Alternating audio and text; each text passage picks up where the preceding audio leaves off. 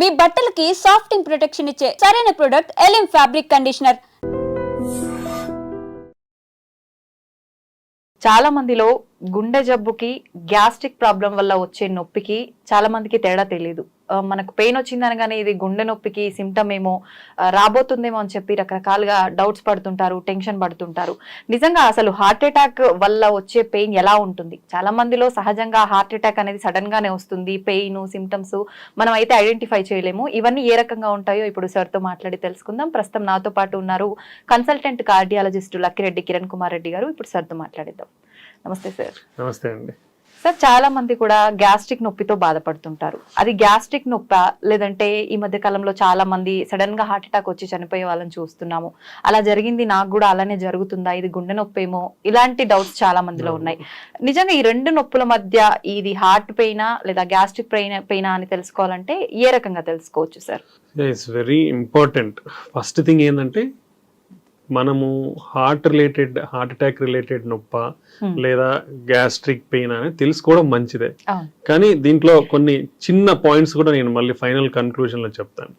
First ఏంటంటే heart attack related pain అనేది మనకి పర్టికులర్లీ లెఫ్ట్ సైడ్, అంటే మన గుండె ఎక్కడ లెఫ్ట్ సైడ్ లో ఉంటుంది. సో లెఫ్ట్ సైడ్ లో బరువుగా ఉండడం ఇంపార్టెంట్. అంటే ఇప్పుడు ఫర్ సపోజ్ ఒక నలుగురు కలిసి మీ చెస్ట్ టైట్ హ్యాండ్స్ పెట్టి స్క్వీజ్ చేస్తారు, పిసికేస్తారంటారు చూడండి మనిషిని, అలా పిసికేసినట్లు అంత బరువు ఉండడం, లేదా ఒక 100 kg బరువు ఛాతి మీద పెట్టినట్లు ఉండడం, అంటే హెవీనెస్ అంటాం.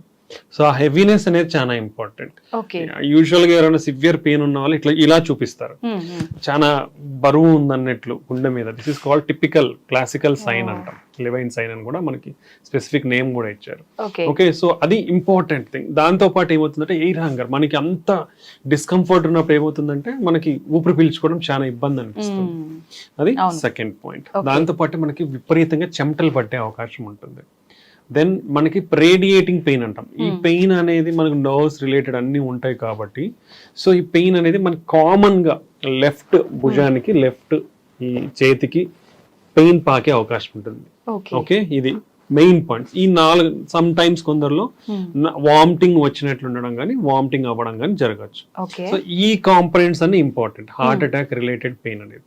ఇలా కాకుండా ఈ పెయిన్ అనేది ఇక్కడ రావచ్చు, రైట్ సైడ్ చేతికి కూడా పెయిన్ రావచ్చు, లేదంటే కడుపులో కూడా నొప్పి రావచ్చు. సమ్ టైమ్స్ ఈ కింద భాగం చెస్ట్ లో కూడా మాత్రమే నొప్పి ఉండొచ్చు.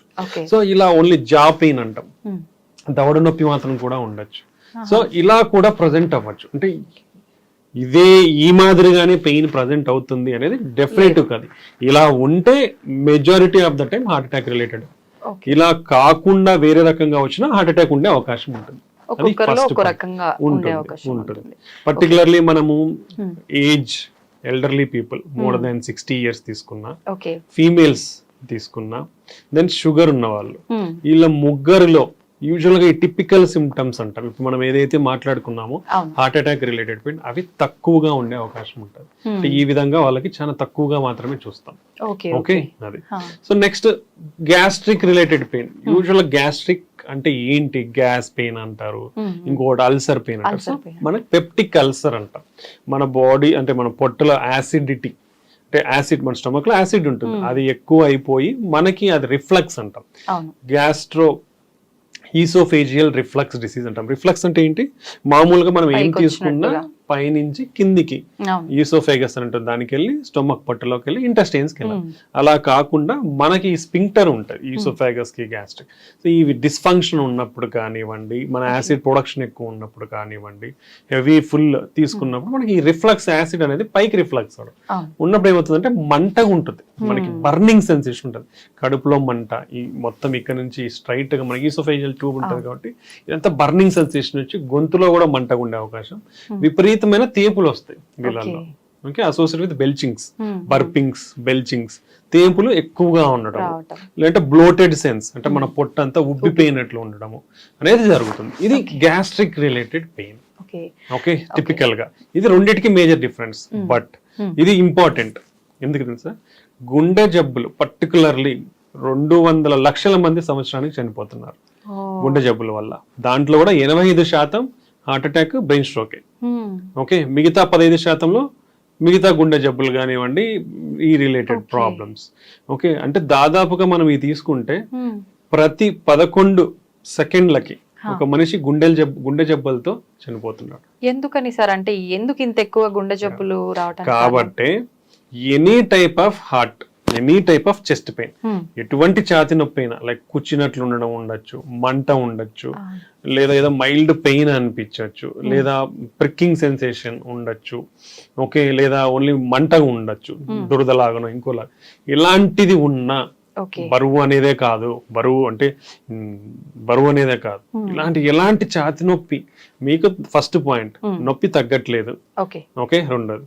సెకండ్, ఆ నొప్పి పెరుగుతానే పోతా ఉంది, ఓకే, ప్రొలాంగ్ డ్యూరేషన్, ఎక్కువసేపు నొప్పి ఉంది, ఇంటెన్సిటీ ఆఫ్ పెయిన్ కూడా కొంచెం సివియారిటీ ఆఫ్ ఇంటెన్సిటీ అంటాం, మైల్డ్, మోడరేట్, సివియర్, ఆ నొప్పి ఇంటెన్సిటీ పెరుగుతా ఉంది, తగ్గట్లేదు అంటే ఒక్క నిమిషం కూడా వెయిట్ చేయొద్దండి. అది మీకు మంట ఉండొచ్చు, లేదా మైల్డ్ నొప్పి ఉండొచ్చు, కూర్చున్నట్లు ఉండొచ్చు, ఎలా ఉన్నా ఒకవేళ ఈ సిమ్టమ్స్ ఉంటే, పర్టికులర్లీ మోర్ దెన్ 40 years ఉన్న వాళ్ళు, BP, sugar, cholesterol, smoking, alcohol, family history, abdominal obesity, పొట్ట చుట్టూ ఊబకాయము, ఇలాంటి కిడ్నీ ప్రాబ్లమ్స్ కానివ్వండి, ఇలాంటి రిస్క్ ఫ్యాక్టర్స్ ఎవరికైతే ఉన్నాయో వాళ్ళు మోర్ దెన్ 40 years ఉండి నొప్పి వస్తే ఇమ్మీడియట్ గా ఏ నిమిషం గాని క్షణం గాని నెగ్లిజెన్స్ వహించకుండా, ఆలస్యం చేయకుండా ఒక ఈసీజీ తీయించుకోండి. ఓకే, ఈసీజీ తీయించుకుంటే క్లారిటీగా మనకి హార్ట్ అటాక్ ఉందా లేదా. ఈసీజీ అంటే జస్ట్ ఒక ఈసీజీ 100 to 300 రూపీస్ ఉంటుంది అంతే, ఎక్కడ ఏ సెంటర్ లో తీయించుకున్నా గానీ. సో దాంట్లో ఉందా లేదా అని క్లారిటీగా తెలిసిపోతుంది. దాని ద్వారా మీ ప్రాణాన్ని కాపాడుకున్న వాళ్ళు అవుతారు. నెగ్లిజెన్స్ పాటించినారా, అది అది గ్యాస్ట్రిక్ పెయిన్ అనో, లేదంటే కండరాల నొప్పనో, తగ్గుతాదనో నెగ్లిజెన్స్ పాటిస్తే మాత్రం డెఫినెట్లీ ప్రాణం పోయే అవకాశం ఉంటుంది. నా సిన్సియర్ అందరికీ, అంటే ఇది హెల్త్ అవేర్నెస్ చాలా ఇంపార్టెంట్. సో ఎటువంటి పెయిన్ కూడా నెగ్లెక్ట్ చేయొద్దండి. అదే కొందరికి తగ్గుతాదలా అనే నెగ్లిజెన్స్, నేను ఇప్పుడు బయటికి లేచిపోయి తీయించుకోవాలా అనే నెగ్లిజెన్స్, ఇవన్నీ అసలు పనికిరావు. అంటే లైఫ్ ఈజ్ మోస్ట్ ఇంపార్టెంట్. అది ఉంటే మళ్ళీ ఏమైనా చేసుకోవచ్చు. ఓకే, ఆ చిన్నపాటి నెగ్లిజెన్స్ అనేది తగ్గించుకొని ఇంత సివియర్ పెయిన్ ఉండి తగ్గకుండా ఉంటే, పెరుగుతానే ఉంటే పెయిన్ అనేది మోస్ట్ ఇప్పుడు ప్రతి ఒక్క 100 meters కి ఏదో ఒక డయాగ్నోస్టిక్ సెంటర్ కానివ్వండి, చిన్న క్లినిక్ కానివ్వండి, నర్సింగ్ హోమ్ కానివ్వండి, ఏదో ఒకటి అవైలబిలిటీలో ఉంటా ఉన్నాయి అందరికీ కూడా. లేదా ఒక పెరిఫరీస్ లో ఉండే టౌన్స్ లో ఉన్న వాళ్ళకి కూడా లాట్ ఆఫ్ ఫెసిలిటీస్ ఉన్నాయి తీయించుకోనికి. ఒక 10 నిమిషాలు మహా అయితే, చిన్న టౌన్ లో ఎటు పోవాలన్నా 10 నిమిషాల కంటే పట్టదు మనకి టైం. సో తీయించుకోవడం వల్ల మీ ప్రాణాన్ని కాపాడుకున్న వాళ్ళు అవుతారు. ఈసీజీలో క్లియర్ కట్ గా హార్ట్ అటాక్ ఉందా లేదా అనేది క్లారిటీగా తెలిసిపోతుంది మెజారిటీ ఆఫ్ ద టైం. అంటే 99% మనకు కనపడుతుంది. దాంతో లేదా మీ లైఫ్ సేఫ్, హ్యాపీ. ఒకవేళ ఉందా మీకు ఇమీడియట్ గా ట్రీట్మెంట్ అందుతుంది. ట్రీట్మెంట్ ద్వారా మీ ప్రాణాన్ని మీరు కాపాడుకున్న వాళ్ళు అవుతారు అనమాట. సో నా sincere request for every person, ప్రతి ఒక్క మనిషికి 40 సంవత్సరాలు 30 సంవత్సరాలు దాటితేనే ఇప్పుడు హార్ట్ అటాక్ అనేది పెరిగిపోతా ఉన్నాయి. ఓకే, సో ఈ ఏజ్ గ్రూప్ పైబడిన వాళ్ళు ఇటువంటి సిమ్టమ్స్ ఉంటే, అంటే ఛాతి నొప్పి ఉంటే ఇమీడియట్ గా ఈసీజీ తీయించుకోండి, మీ ప్రాణాన్ని కాపాడుకోండి. కొంతమంది రెగ్యులర్ చెకప్స్ చేయించుకుంటూ ఉంటారు. అలా చేయించుకున్నప్పుడు మనకు హార్ట్ కి సంబంధించిన ఇబ్బంది రాబోతుందని ముందే దాంట్లో తెలిసే డెఫినెట్లీ అండి. ఈ యాన్యువల్, అంటే ఇప్పుడు అందరూ కూడా రికమెండ్ చేసేది యాన్యువల్ హెల్త్ స్క్రీనింగ్ ప్రోగ్రామ్స్. అవి లాట్ ఆఫ్, అంటే మనం మీ అందరూ గమనిస్తే ఎక్కడో ఒక చోట ఏదో ఒక ఆఫర్ అయితే ఉంటుంది. డయాగ్నోస్టిక్ సెంటర్స్ కానివ్వండి, హాస్పిటల్స్ కానివ్వండి, క్లినిక్స్ కానివ్వండి. So it's not like costly affair also. So దీని వల్ల అడ్వాంటేజెస్ ఏంటంటే, మేము కూడా చాలా చూస్తూ ఉంటాం కదా, బీపీలు, షుగర్లు చాలా బయటపడతాయి, లేదా pre diabetes, pre hyper tension stages బయటపడతాయి, కొలెస్ట్రాల్ అబ్నార్మాలిటీస్. మన భారతదేశంలో 80% మందికి ఏదో ఒక కొలెస్ట్రాల్ అబ్నార్మాలిటీ ఉంది. ఇదంతా డేటా, ఊరికి చెప్పేది కాదు, డేటా అనే చెప్తాం. 80% మందికి ఏదో ఒక కొలెస్ట్రాల్ ప్రాబ్లం ఉంది. ఎల్డిఎల్ మరీ ఎక్కువ ఉందనో, ట్రైగ్లిజరైడ్స్ చాలా ఎక్కువ ఉందనో, హెచ్డిఎల్ చాలా తక్కువ ఉందనో, టోటల్ కొలెస్ట్రాల్ చాలా ఎక్కువ, ఏదో ఒక కొలెస్ట్రాల్ ప్రాబ్లం 80% మందికి ఉంది. ఎంత రిస్క్ లో ఉన్నట్టు. అండ్ ఎవ్రీ డయాబెటిక్స్ తీసుకుంటే 5గురిలో 2-3 డయాబెటీస్ ఉంటున్నారు, అట్లీస్ట్ 5గురిలో 2 బీపీ ఉన్న వాళ్ళు ఉంటున్నారు. అండ్ స్మోకింగ్ అయితే, స్మోకింగ్ వల్ల మన దేశంలో కొన్ని లక్షల మంది చనిపోతా ఉన్నారు. ఇలాంటి బ్యాడ్ హ్యాబిట్స్ కూడా ఎక్కువగానే ఉన్నాయి. సో ఇన్ని ప్రాబ్లమ్స్ ఉన్నప్పుడు ఈ యాన్యువల్ హెల్త్ స్క్రీనింగ్ ప్రోగ్రామ్స్ లో డెఫినెట్లీ కామన్ టెస్ట్లు ఏం చేయించుకోవాలి? ఒకటి మన కొలెస్ట్రాల్ లెవెల్స్ ఏంటి, fasting lipid profile, then sugar, fasting post prandial అంటే తినక ముందు తిన్న తర్వాత, దెన్ హెచ్బిఏవన్సీ షుగర్ మన లెవెల్స్ ఎలా ఉన్నాయి లాస్ట్ 3 months అనేది హెచ్బిఏవన్సీ లెవెల్. దెన్ పోయినప్పుడు ఎనీవే బీపీ అనేది చెక్ చేస్తారు. యూజువల్ గా కొందరికి హాస్పిటల్కి వెళ్ళినప్పుడు బీపీ కొందరికి ఎక్కువనే కనిపిస్తుంది. వాళ్ళని మళ్ళీ ఎక్కువ ఉన్న వాళ్ళలో ఒక 2 times మినిమం కూర్చోబెట్టి ఒక 15-20 minutes మళ్ళీ చూడాల్సిన అవసరం ఉంది. అంటే కన్ఫర్మ్ చేసుకోండి. ఓకే, బీపీ చూస్తారు, షుగర్ చూస్తారు, దెన్ లిపిడ్ ప్రొఫైల్, ఇవి కంపల్సరీ. నెక్స్ట్ వచ్చేసి కిడ్నీ ఫంక్షన్ టెస్ట్, అవి కూడా కంపల్సరీ. సో ఈ 4 బ్లడ్ టెస్ట్ ప్లస్ హీమోగ్లోబిన్ ఎంత ఉంది, ఈ చిన్న బేసిక్ టెస్ట్లు ఇవి. ఈ బ్లడ్ టెస్ట్ లో బేసిక్ టెస్ట్లు చేయించుకొని నెక్స్ట్ ఈసీజీ, 2D ఎకో, ఇవి బేసిక్ కార్డియాక్. ఒకవేళ ఎవరన్నా నడవగలిగితే మోకాలు నొప్పులు కానీ ఇలా లేని వాళ్ళు ట్రెడ్మిల్ టెస్ట్. యాన్యువల్ గా ఇవి చేయించుకుంటే ఇక్కడ ఎన్ని జబ్బులు బయటపడతాయి?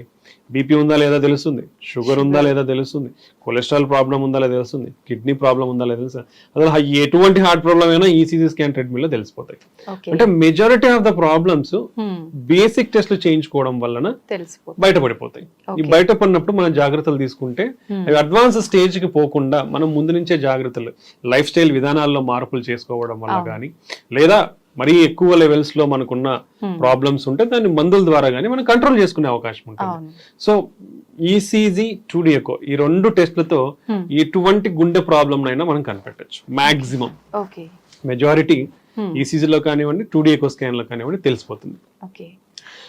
సార్, చాలా మంది మూవీస్ లో చూస్తుంటాం ఎక్కువగా, రియల్ గా అంటే అంత ఐడియా లేదు కానీ పక్కన పడుకున్న వాళ్ళని కూడా పిలవటానికి వాయిస్ రాకుండా సడన్ గా పెయిన్ ఎక్కువైపోయి చాలా ఇబ్బంది పడ్డట్టుగా మనం చూస్తుంటాం. నిజంగా అలా జరుగుతుందా? వాయిస్ కూడా రాకుండా హార్ట్ పెయిన్ వచ్చినప్పుడు అంత ఇబ్బందిగా అలా ఉంటుందా? అంటే హార్ట్ అటాక్స్ వచ్చినప్పుడు మెజారిటీ ఆఫ్ ద పీపుల్ ఈ డిఫరెంట్ టైప్స్ గా ప్రజెంట్ అవ్వచ్చు. అందరూ తెలుసుకోవాలి. కొందరు సైలెంట్ హార్ట్ అటాక్స్ అంటే వాళ్ళకు వచ్చినట్లు కూడా తెలియదు, బట్ అఫెక్ట్ అవుతారు ఒకటి. దెన్ కొందరు సడన్ గా చనిపోతారు, అంటే నిద్రలో హార్ట్ అటాక్స్ వస్తే సడన్ గా చనిపోతారు. ఓకే, దెన్ హార్ట్ అటాక్ వచ్చి మనం హాస్పిటల్కి వెళ్ళే ఇంత advancements in transport, treatment, diagnostic facilities వచ్చినా కూడా even at this advanced world almost nearly to 50% of the heart attack cases హాస్పిటల్కి వెళ్ళక ముందే కూడా చనిపోతున్నారు. ఓకే, బికాస్ ఆఫ్ నెగ్లిజెన్స్ కానివ్వండి, డిలే ఇన్ డయాగ్నోసిస్ కానివ్వండి, ర్యాపిడ్ మనకి అడ్వాన్సెస్ వచ్చేసాయి డయాగ్నోస్ చేయడంలో కానివ్వండి, ట్రాన్స్పోర్టేషన్ లో కానివ్వండి. But even now majority of the heart attacks ఇంకా హాస్పిటల్ కి రాకముందే ప్రాణాలు కోల్పోతున్నారంటే మనం దాని ఆవశ్యకతను గుర్తుంచుకోవాలి, ఎంత సిగ్నిఫికెంట్ అనేది. Okay, then definitely severe intense pain ఉన్నప్పుడు మనకు అసోసియేటెడ్ గుండె వీక్ అయ్యే ఛాన్స్ ఉంటుంది. ఆ టైంలో ఆయాసం ఎక్కువ ఉండే అవకాశం ఉంటుంది. సో వాళ్ళు they can't move out of the bed.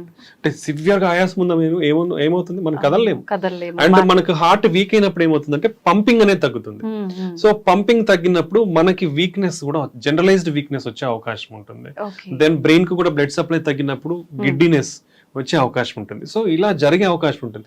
లేదా మనకు సడన్ ఈ గుండె యొక్క రక్తనాళం సడన్ గా బ్లాక్ అయినప్పుడు రక్తం గడ్డి మనకు వెంట్రికులర్ టెకీకార్డియాస్ అంటాం. అంటే హార్ట్ రేట్ చాలా ఎక్కువ కొట్టుకుంటుంది. అలా కొట్టుకున్నప్పుడు పంపింగ్ ఇన్ఎఫెక్టివ్ ఉంటుంది. సో పేషెంట్ దాంతోనే ఈ వీక్నెస్ కానివ్వండి, గిడ్డీనెస్ కానివ్వండి, లేవలేకపోవడం కానివ్వండి జరిగే అవకాశం ఉంటుంది. సో ఈ వెంట్రికులర్ టెకీకార్డియాతోనే ఇఫ్ అది ఇమీడియట్ గా ట్రీట్ చేయాలి. ఇమీడియట్ ట్రీట్మెంట్ ఏంటి, షాక్ ఇవ్వాల్సి ఉంటుంది. దానికి అది రికగ్నైజ్ చేయడానికి ఎంతమందికి సాధ్యం అవుతుంది తెలియదు. ఓకే, సో అలాంటి వాళ్ళు ఒక నిమిషం అట్లా డిలే అయిందంటే వాళ్ళు ప్రాణాలు వెళ్ళిపోతాయి, సడన్ గా చనిపోతారు. సో ముందు జాగ్రత్త అనేది చాలా ఇంపార్టెంట్. సో ఇలాంటి అడ్వర్స్ ఈవెంట్స్ ని ప్రివెంట్ చేయాలంటే మనం రెగ్యులర్ హెల్త్ స్క్రీనింగ్ ప్రోగ్రామ్స్ అనేది కంపల్సరీ చేయించుకోవాలి. I recommend from 30 years of age, because based on the data 30 years నుంచి మనకి పెరిగిపోతున్నాయి కాబట్టి జాగ్రత్తగా 30 years నుంచే మనం స్క్రీనింగ్ చేసుకుంటే మంచిది.